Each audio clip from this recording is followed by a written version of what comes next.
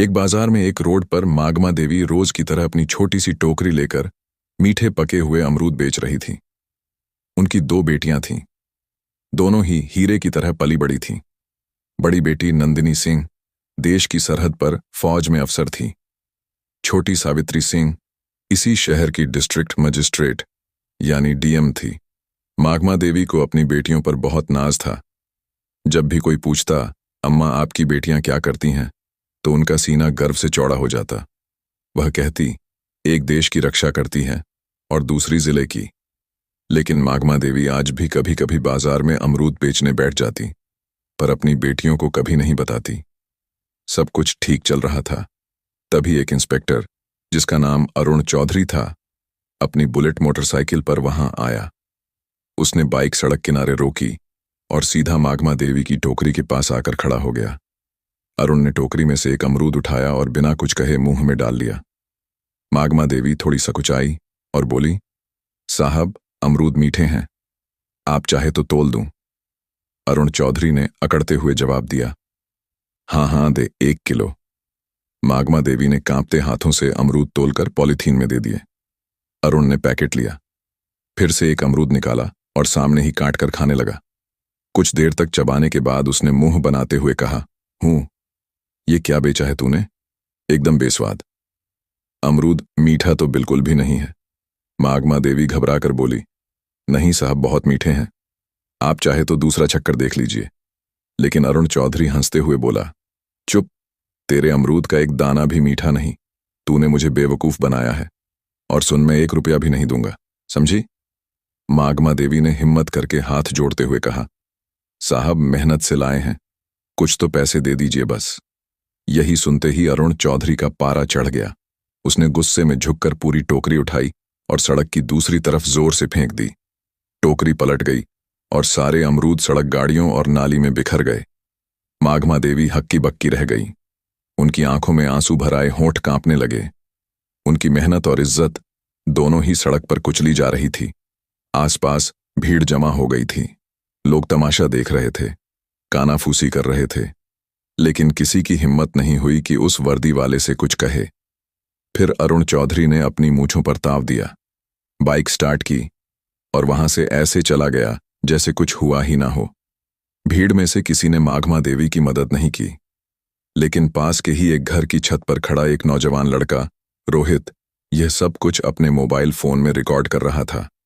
उसका खून खौल रहा था।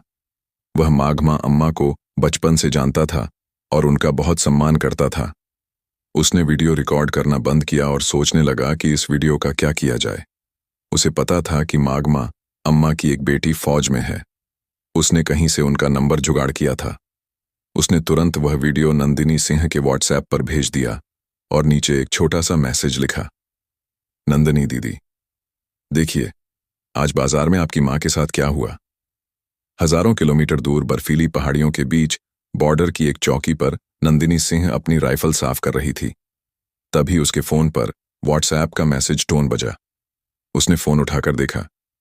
एक अनजान नंबर से वीडियो आया था। उसने वीडियो प्ले किया। जैसे जैसे वीडियो आगे बढ़ा, नंदिनी के चेहरे का रंग बदलता गया। उसकी शांत आंखें गुस्से से लाल हो गईं। जब उसने इंस्पेक्टर अरुण चौधरी को अपनी मां की टोकरी उठाकर फेंकते देखा, तो उसके हाथ कांपने लगे। उसकी मां, जिसने उसे और उसकी बहन को पालने के लिए अपनी पूरी जिंदगी लगा दी, आज सड़क पर बेबस रो रही थी और लोग तमाशा देख रहे थे। उसके अंदर का फौजी जाग उठा। उसका मन किया कि अभी यहां से जाए और उस इंस्पेक्टर की वर्दी नोच ले। उसने अपने दांत भींच लिए। उसकी सांसें तेज हो गई थीं। उसने तुरंत वह वीडियो अपनी छोटी बहन डीएम सावित्री सिंह को फॉरवर्ड किया। वीडियो भेजते ही उसने सावित्री को फोन लगाया। सावित्री उस वक्त अपने ऑफिस में एक जरूरी मीटिंग में थी। उसने अपनी बड़ी बहन का फोन देखा तो मीटिंग रोककर फोन उठाया और पूछा, हाँ दीदी, सब ठीक है? ठीक है, कुछ भी नहीं है, बोली नंदिनी की आवाज में गुस्सा और दर्द साफ झलक रहा था। मैंने तुझे एक वीडियो भेजा है, उसे देख, अभी के अभी देख। सावित्री ने फोन होल्ड पर रखा और व्हाट्सएप खोला। वीडियो देखते ही उसके पैरों के नीचे से जमीन खिसक गई। उसकी मां, उसकी प्यारी मां, सड़क पर बिखरे अमरूद के लिए रो रही थी। एक मामूली इंस्पेक्टर ने उसकी मां की इज्जत को सड़क पर रौंद दिया था। सावित्री की आंखों में भी आंसू आ गए, लेकिन उसने खुद को संभाला। वो एक डीएम थी, उसे भावनाओं में बहने का हक नहीं था। सावित्री ने कांपती आवाज में कहा, दीदी, मैं बर्दाश्त नहीं कर सकती यह सब। ये सुनते ही नंदिनी फोन पर गुस्से में बोली, मैं आ रही हूं, छुट्टी लेकर मैं उसको नहीं छोड़ूंगी। सावित्री नरम आवाज में बोली, नहीं दीदी, आपकी जरूरत देश की सरहद पर है। ये मेरा इलाका है, ये लड़ाई मैं लूंगी। मां को इंसाफ में दिलाऊंगी, कानून के तरीके से। नंदिनी कुछ देर चुप रही। वह अपनी बहन की आवाज में छिपे इरादे को समझ गई थी। बोली, ठीक है, लेकिन उसे ऐसी सजा मिलनी चाहिए कि उसकी रूह कांप जाए। सावित्री ने कहा, आप चिंता मत करो दीदी, अब यह मेरा काम है, और फोन काट दिया। उसने मीटिंग में मौजूद सभी अफसरों से कहा, यह मीटिंग यहीं खत्म होती है, आप सब जा सकते हैं। सावित्री अपनी सरकारी गाड़ी में नहीं, बल्कि एक प्राइवेट गाड़ी में बैठकर अपने पुराने घर की तरफ निकली। रास्ते में उसने अपने डीएम वाले कपड़े बदलकर एक साधारण सा लाल रंग का सलवार सूट पहन लिया। वह अपनी मां के पास एक बेटी बनकर जाना चाहती थी, डीएम बनकर नहीं। जब वह घर पहुंची तो मगमा देवी एक कोने में चुपचाप बैठी थी। उनकी आंखें सूजी हुई थी। अपनी बेटी को अचानक देखकर वह घबरा गई। सावित्री, तू यहां सब ठीक तो है? सावित्री कुछ नहीं बोली। वह बस अपनी मां के पास गई और उन्हें कसकर गले लगा लिया। मां की गोद में सिर रखकर वह अपने आंसू नहीं रोक पाई। मां, आपने मुझे बताया क्यों नहीं?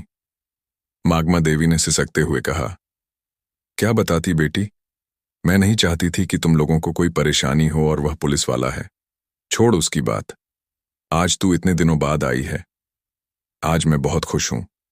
सावित्री ने अपनी मां के आंसू पोंछे और उनका हाथ अपने हाथ में ले लिया और बोला, अब आप गरीब और अकेली नहीं हैं। मां, आपकी बेटी इस जिले की मालिक है।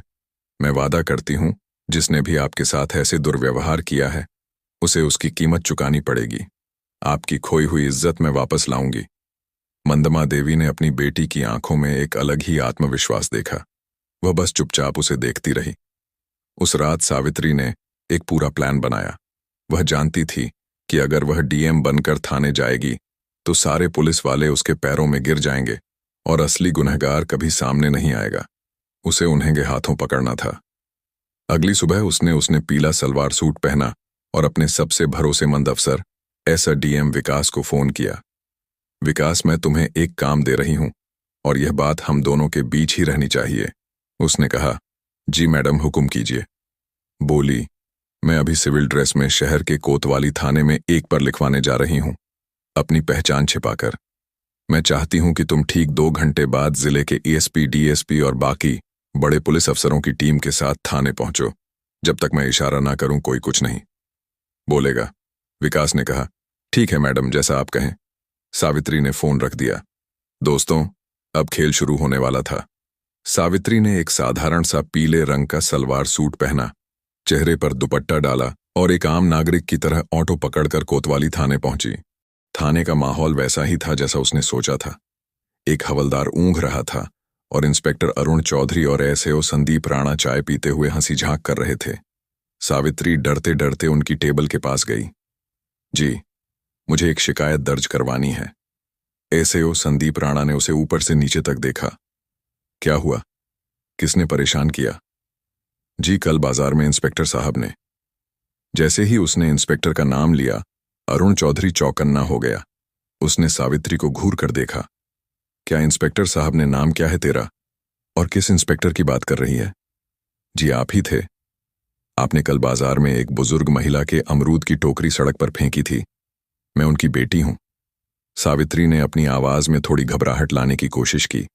यह सुनते ही अरुण और संदीप जोर जोर से हंसने लगे। ओ, तो तू उस बुढ़िया की बेटी है। अरुण ने मजाक उड़ाते हुए कहा, तो क्या हुआ? सड़क पर गंदगी फैलाएगी तो लाठी पड़ेगी ना। चल भाग, यहां से कोई एफआईआर नहीं लिखी जाएगी। सावित्री ने थोड़ा साहस दिखाते हुए कहा, लेकिन यह गैर कानूनी है। आपने वर्दी का गलत इस्तेमाल किया है। एसएओ संदीप गढ़जा, तू हमें कानून सिखाएगी? ज्यादा जुबान चलाई तो तुझे ही अंदर कर दूंगा। सरकारी काम में बाधा डालने के जुर्म में निकल। यहां से सावित्री वहीं खड़ी रही और बोली, मैं फिर लिखवाए बिना नहीं जाऊंगी। बहस बढ़ रही थी कि तभी एक हवादार भागता हुआ अंदर आया। उसकी सांसें फूली हुई थीं। सर गंगा प्रसाद यादव जी थाने में आ रहे हैं। गंगा प्रसाद यादव का नाम सुनते ही अरुण और संदीप दोनों के चेहरे का रंग बदल गया। गंगा प्रसाद शहर का एक बहुत बड़ा और दबंग नेता था, जिसके इशारे पर पुलिस वाले नाचते थे। दोनों इंस्पेक्टर अपनी कुर्सी से ऐसे उछले जैसे करंट लग गया हो।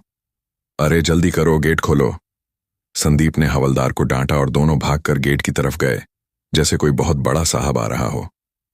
एक सफेद सफारी गाड़ी थाने के अंदर आकर रुकी। उसमें से सफेद कुर्ता पायजामा पहने गंगा प्रसाद यादव उतरा। अंदर आते ही उसने अपने मजाकिया अंदाज में कहा, क्या हाल है चौधरी? काम धाम अच्छा चल रहा है ना? कोई मुर्गा वर्गा फंसाया कि नहीं? आज अरुण और संदीप हाथ जोड़कर मुस्कुराने लगे। अरे साहब, आपकी कृपा है, आइए बैठिए। लेकिन तभी गंगा प्रसाद की नजर कोने में खड़ी सावित्री स्त्री पर पड़ी।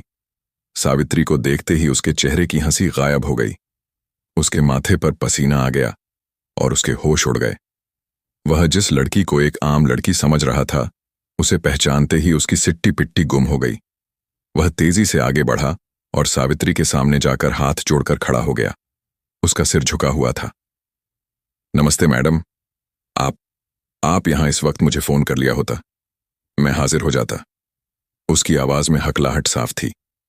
इंस्पेक्टर अरुण और एसएओ संदीप हैरान रह गए। उनकी आंखें फटी की फटी रह गईं। यह हो क्या रहा है? यह तो उस बुढ़िया की बेटी है। गंगा प्रसाद जी इसके सामने हाथ क्यों जोड़े खड़े हैं? जिस सच गंगा प्रसाद यादव के सामने पूरा झेला झुकता है, वह इस साधारण सी दिखने वाली लड़की के सामने हाथ जोड़े क्यों खड़ा है? यह लड़की है कौन? अरुण ने धीरे से संदीप से पूछा। यह क्या हो रहा है? संदीप ने भी घबराहट में सिर हिला दिया। इससे पहले कि वे कुछ समझ पाते, थाने के बाहर गाड़ियों के रुकने की आवाज आई। एक के बाद एक लाल बत्ती वाली गाड़ियां थाने के सामने आकर रुकी। गाड़ियों से डीएसपीएस, डीएम और जिले के कई बड़े आईएएस एंड आईपीएस अफसर उतरे और तेजी से थाने के अंदर आए। वे सब आकर चुपचाप सावित्री के पीछे लाइन बनाकर खड़े हो गए, जैसे अपने सीनियर को रिपोर्ट कर रहे हों। अब थाने में सन्नाटा था। सिर्फ पंखे की घर घर की आवाज आ रही थी। अरुण चौधरी और संदीप राणा पत्थर के बुद्ध बन चुके थे। उनके हलक सूख गए थे। माथे पर पसीने की बूंदें चमक रही थीं। तभी डीएसपी ने आगे बढ़कर गुस्से में अरुण चौधरी की तरफ देखकर कहा, इंस्पेक्टर तमीज से खड़े हो जाओ। तुम झले कि डीएम मैडम सावित्री सिंह के सामने खड़े हो। डीएम मैडम, यह शब्द किसी बम की तरह थाने में फटा। अरुण और संदीप के पैरों तले जमीन खिसक गई। उन्हें लगा जैसे किसी ने उनके कानों में पिघला हुआ शीशा डाल दिया हो। वे कांपते हुए सावित्री को देखने लगे, जिसे वे कुछ देर पहले अमरूद वाली की बेटी कहकर बेइज्जत कर रहे थे। सावित्री की आंखों में अब एक आम लड़की की घबराहट नहीं, बल्कि एक डिस्ट्रिक्ट मैजिस्ट्रेट का रब और गुस्सा था। उसने अपनी ठंडी और कड़क आवाज में कहा, इंस्पेक्टर अरुण चौधरी, एनएसएचओ संदीप राणा, दोनों की आत्मा तक कांप गई। You are suspended with immediate effect. Savitri ने आदेश दिया। एसडीएम साहब, इन दोनों के खिलाफ वर्दी की डांस दिखाने, एक आम नागरिक को अपमानित करने और अपनी ड्यूटी न करने के जुर्म में फर्ज दर्ज कीजिए। साथ ही इनके खिलाफ एक विभागीय जांच भी बिठाई जाए। एसपी साहब ने तुरंत अपने मातहतों को इशारा किया और दोनों इंस्पेक्टरों की बेल्ट और टोपी उतरवा दी गई। कल तक जो शेर बने घूम रहे थे, आज बीगी बिल्ली की तरह सिर झुकाए खड़े थे। तभी नेता गंगा प्रसाद यादव ने हिम्मत करके कहा, मैडम नादान है, गलती हो जाती है, माफ कर दीजिए, मैं समझा दूंगा इनको। सावित्री ने घूमकर गंगा प्रसाद को ऐसी नजरों से देखा कि वह कांप गया। नेताजी, यह नादान नहीं, सरकारी वर्दी में छुपे गुंडे हैं, और जहां तक समझाने की बात है तो अब इन्हें कानून समझाएगा, और बेहतर होगा कि आप इस मामले से दूर रहें, वरना जांच की आंच आप तक भी पहुंच सकती है। गंगा प्रसाद यादव का चेहरा सफेद पड़ गया। वह समझ गया कि इस नई डीएम से टकराना आसान नहीं है। वह चुपचाप सिर झुकाकर वहां से खिसक गया, लेकिन उसकी आंखों में एक अजीब सी नफरत और गुस्सा था जो सावित्री ने पढ़ लिया था। अगली सुबह सब समझ रहे थे कि डीएम बेटी ने मां को इंसाफ दिलाया। सब कुछ ठीक लग रहा था। लेकिन सावित्री एक दिन रात को जब खाना खा रही थी तभी उसके पर्सनल फोन पर एक अननोन नंबर से कॉल आया। उसने फोन उठाया। हेलो। दूसरी तरफ से कोई कुछ नहीं बोला, बस एक भारी सांस लेने की आवाज आई। फिर एक बदली हुई मशीनी आवाज में कोई बोला, डीएम साहिबा, शहर में नहीं हो, ज्यादा उड़ने की कोशिश मत करो। इंस्पेक्टर तो बस मोहरे थे, खेल तो अब शुरू होगा।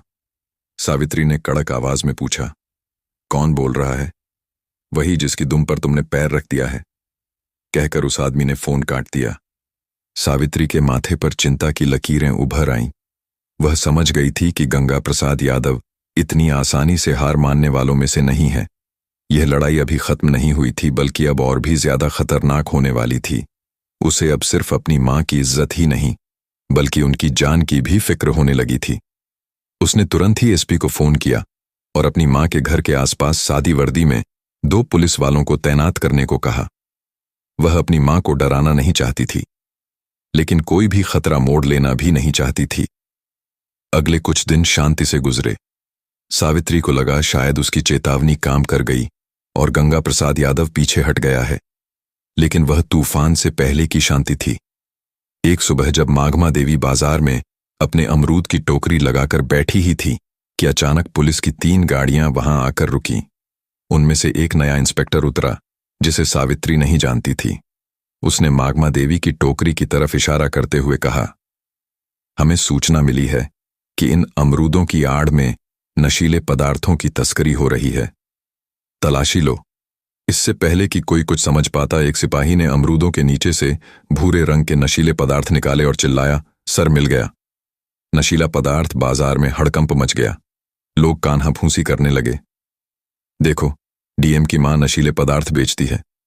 माघमा देवी सन रह गई। वह रोते हुए बोली, नहीं साहब, यह मेरा नहीं है। किसी ने मुझे फंसाया है, लेकिन किसी ने उनकी एक न सुनी। पुलिस उन्हें जबरदस्ती जीप में बिठाकर ले गई। ये खबर आग की तरह पूरे शहर में फैल गई।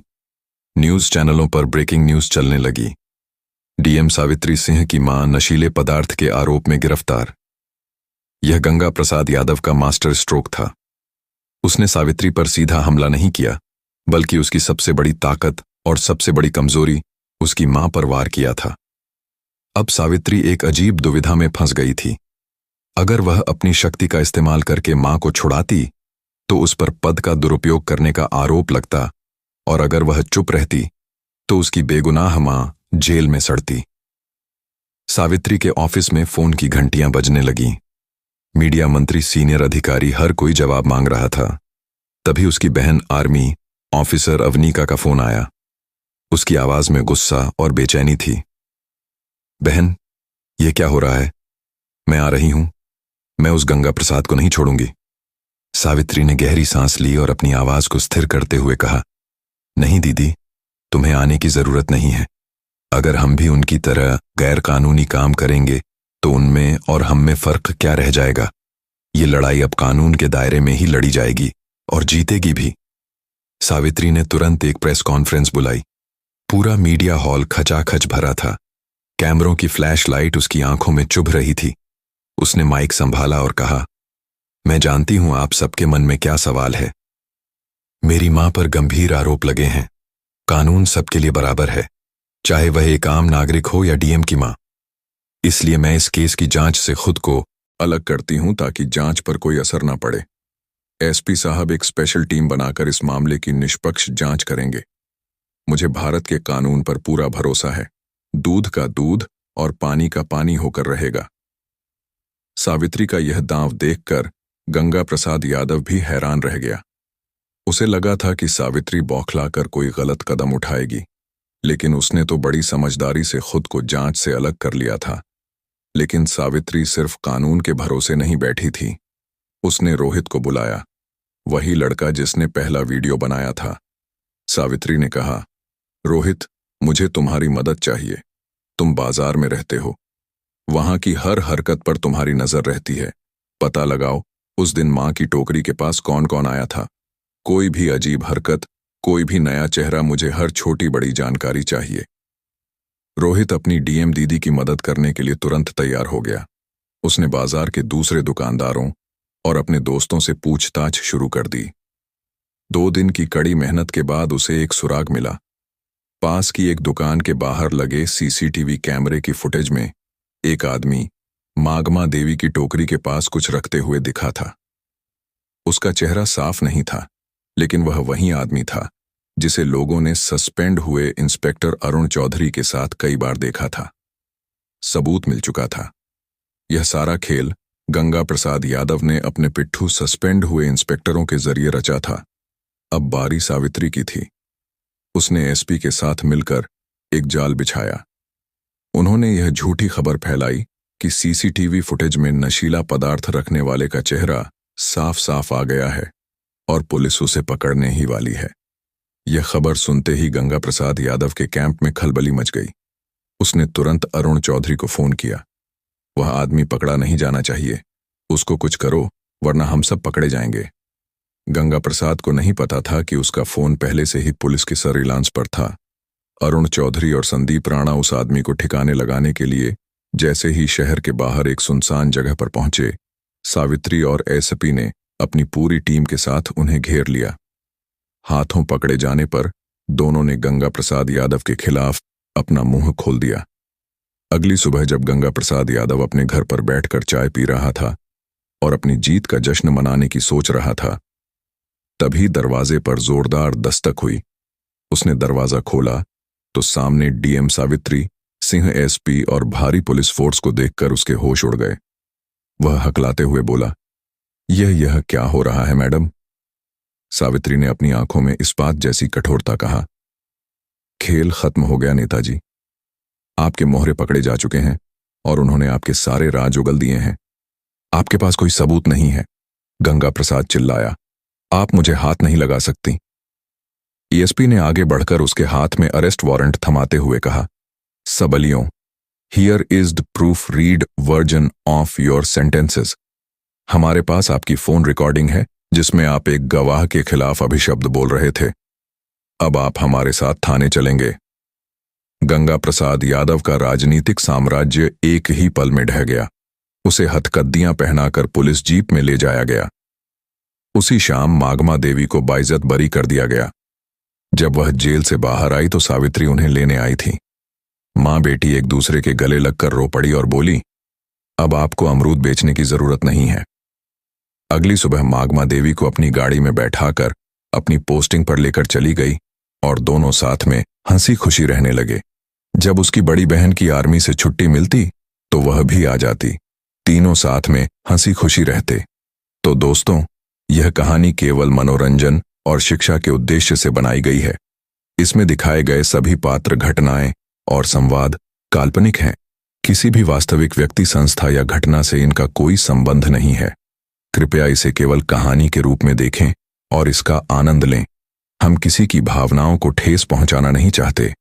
अगर आपको यह कहानी पसंद आई हो तो इसे लाइक करें और ज्यादा से ज्यादा लोगों तक शेयर करें। कमेंट करके बताएं कि आपको सावित्री का कौन सा कदम सबसे अच्छा लगा और हमारे चैनल को सब्सक्राइब करना ना भूलें, क्योंकि हम आपके लिए ऐसे ही प्रेरणादायक कहानियां लाते रहेंगे। धन्यवाद।